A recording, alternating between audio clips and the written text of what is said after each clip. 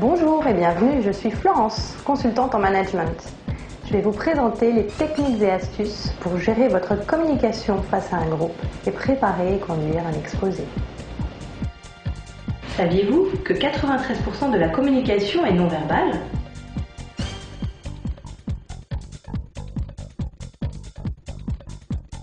La position du corps. La position idéale est la station debout afin de bien répartir le poids du corps sur les deux jambes. Les bras sont décontractés le long du corps ou une main dans la poche éventuellement et ça donne une impression de neutralité. Vous devez éviter de croiser les jambes ou de vous appuyer sur une seule jambe. Ça donne une instabilité au niveau corporel et une impression de manque de confiance en soi. Évitez de croiser les bras car vous donnerez une impression de repli sur vous-même.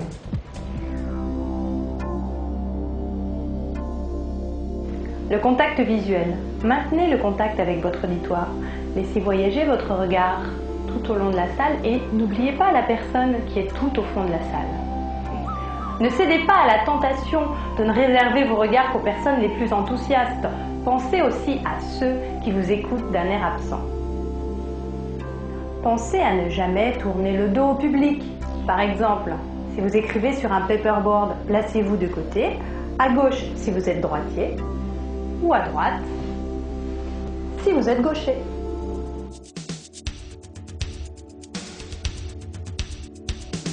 Choisissez avec soin vos vêtements et accessoires. Il ne faut pas détourner l'attention de votre public. Par exemple, la jolie cravate Mickey que vous avez eue à Noël, réservez-la pour une autre occasion. Votre public passerait son temps à se demander « mais pourquoi avoir choisi cet accessoire ?» Et vos cheveux, arrangez-les de façon à ce qu'ils ne vous tombent pas dans les yeux. Vous passeriez votre temps à les repousser et donneriez une impression de nervosité.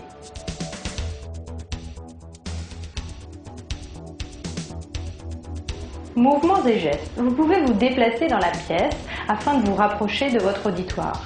Veillez cependant à bien maintenir les distances individuelles nécessaires à chacun. Dans le cadre d'un exposé à des supérieurs, évitez de vous promener car cela pourrait paraître trop familier. Adaptez vos gestes en fonction de la taille de la salle. Si elle est grande, vous pouvez avoir recours à des gestes plus amples.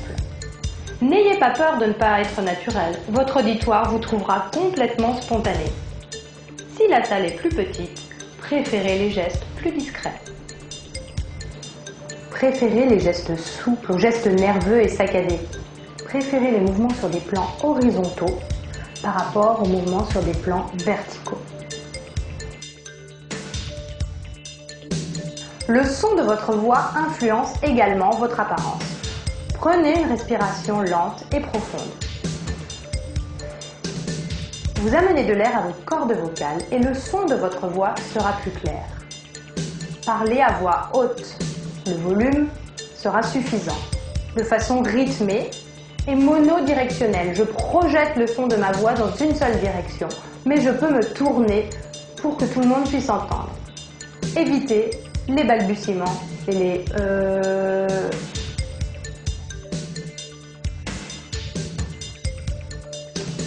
L'espace argumentaire. Pensez à Descartes. Ce qui se conçoit bien s'énonce clairement.